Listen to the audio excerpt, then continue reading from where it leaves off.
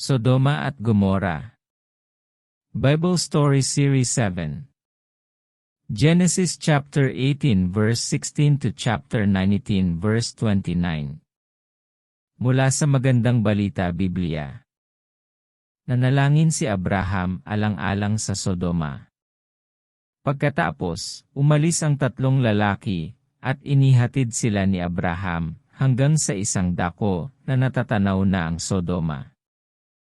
Sinabi ni Yahweh, hindi ko dapat ilihim kay Abraham ang aking gagawin, sapagkat pinili ko siya upang maging ama ng isang malaki at makapangyarihang bansa. Sa pamamagitan niya, ang lahat ng mga bansa sa daigdig ay aking pagpapalain. Pinili ko si Abraham upang turuan niya ang kanyang lahi na sumunod sa aking mga utos, sa pamamagitan ng paggawa ng matuwid at pagpapairal ng katarungan. Kapag nangyari yon, tutuparin ko ang aking pangako sa kanya. Kaya't sinabi ni Yahweh, katakot-takot na ang sumbong sa akin laban sa Sodoma at Gomorrah, at napakalaki ng kanilang kasalanan. Kaya't bababa ako roon at aalamin ko kung totoo o hindi ang paratang laban sa kanila. Umalis nga ang mga lalaki, at nagpunta sa Sodoma, ngunit naroon pa rin si Yahweh sa tabi ni Abraham. Itinanong ni Abraham, lilipulin po ba niyo ang lahat ng tao, ang mabubuti kasama ng masasama?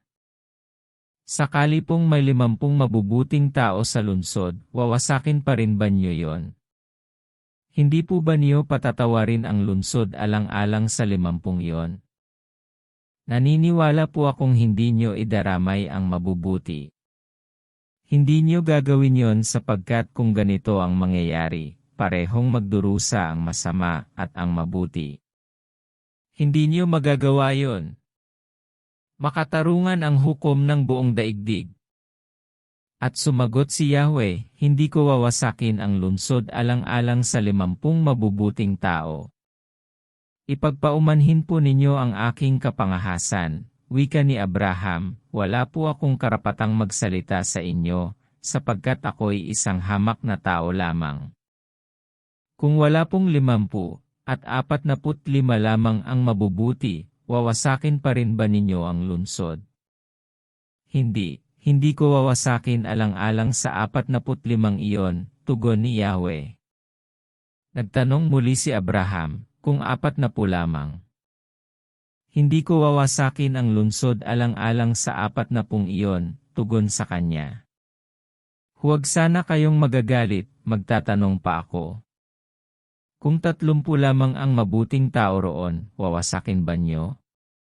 Sinagot siya, hindi ko wawasakin ang lungsod alang-alang sa 30 iyon. Sinabi pa ni Abraham, mangangahas po uli ako. Kung 20 na lamang ang mabubuting tao roon, hindi ko pa rin wawasakin ang lungsod alang-alang sa 20 iyon, muling sagot sa kanya. Sa huling pagkakataon ay nagtanong si Abraham, ito na po lamang ang itatanong ko, paano po kung 10 lamang ang mabubuting tao roon? Hindi ko pa rin wawasakin ang lungsod alang-alang sa 10 iyon, sagot ni Yahweh. Pagkasabi nito, umalis na si Yahweh at umuwi naman si Abraham.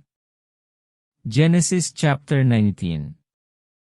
Ang labis na kasamaan sa Sodoma. Nang gabing dumating sa Sodoma ang 2 anghel, nakaupo si Lot sa may pintuan ng lungsod. Pagkakita sa kanila'y tumayo si Lot at sinalubong sila. Nagpatira pa siya sa harapan ng mga anghel. Mga Ginoo, wika niya, inaanyayahan ko po kayo sa amin. Doon na kayo maghugas ng paa at magpalipas ng gabi. Bukas na ng umaga kayo magpatuloy ng paglalakbay. Ngunit sumagot sila, huwag na, dito na lang kami sa lansangan magpapalipas ng gabi. Ngunit pinilit niya ang mga ito kaya sumama na rin sila sa kanya. Nagluto si Lot ng tinapay na walang pampaalsa, naghanda ng masarap na hapunan at kumain sila. Nang matutulog na sila, pinaligiran ng mga lalaking taga-Sodoma ang kanyang bahay. Lahat ng kalalakihan sa lungsod, bata at matanda ay naroon. Pasigaw nilang tinanong si Lot, "Nasaan ang mga panauhin mong lalaki? Ilabas mo't makikipagtalik kami sa kanila." Lumabas si Lot at isinara ang pinto. Sinabi niya sa mga tao, "Huwag, mga kaibigan, napakasama ng gagawin niyong iyan. Ako'y may 2 anak na dalaga, sila na lang ang ibibigay ko sa inyo, at gawin niyo sa kanila ang gusto ninyo. Huwag lamang ninyong galawin ang mga lalaking ito. Mga panauhin ko sila at dapat ko silang ingatan." Ngunit sumigaw sila, "Huwag kang makialam, dayuhan. Sino kang magtuturo sa amin ng aming gagawin? Tumabi ka kung ayaw mong masaktan ng higit kaysa kanila." Itinulak nila si Lot at tinangkang wasakin ang pinto. Ngunit hinaltak siya ng kanyang mga panauhin, at isinara ang pinto.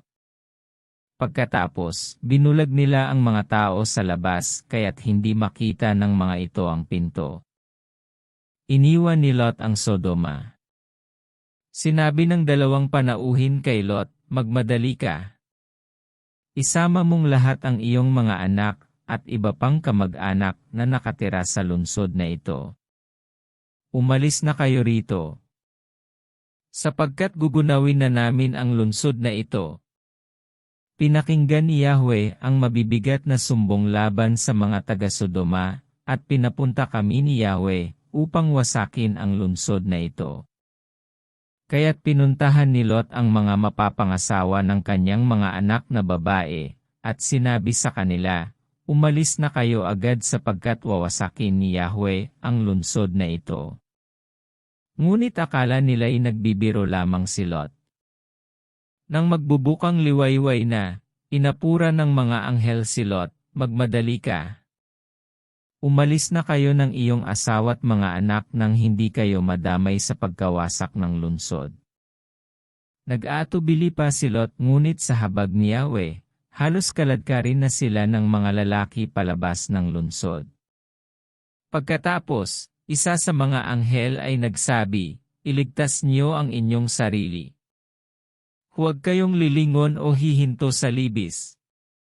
Magtago kayo sa kaburulan para hindi kayo mamatay." Ngunit sumagot si Lot, "Huwag na puroon, Ginoo. Napakalaki na ng utang na loob ko sa inyo. Napakabuti niyo, at iniligtas niyo ako. Ngunit napakalayo ng mga kaburulan. Baka hindi na ako makarating doon ng buhay. Hindi ba maaaring doon na lamang sa maliit na bayang iyon?"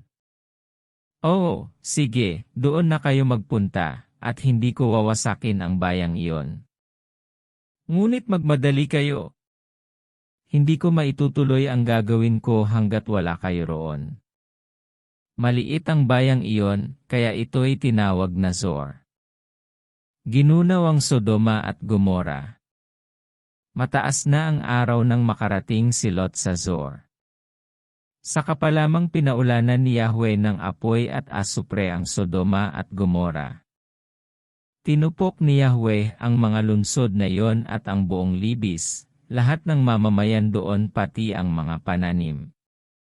Ngunit lumingon ang asawa ni Lot kaya't ito'y naging isang haliging asin. Kinabukasan, maagang nagtungo si Abraham sa dakong pinagtagpuan nila ni Yahweh.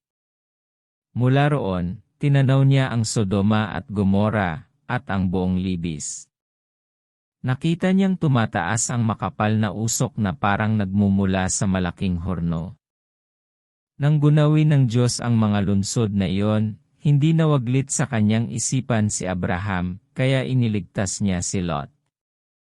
Kung nakarating ka sa bahaging ito ng video kapatid, 100-fold of blessings to you sa panunood at pakikinig ng salita ng Diyos.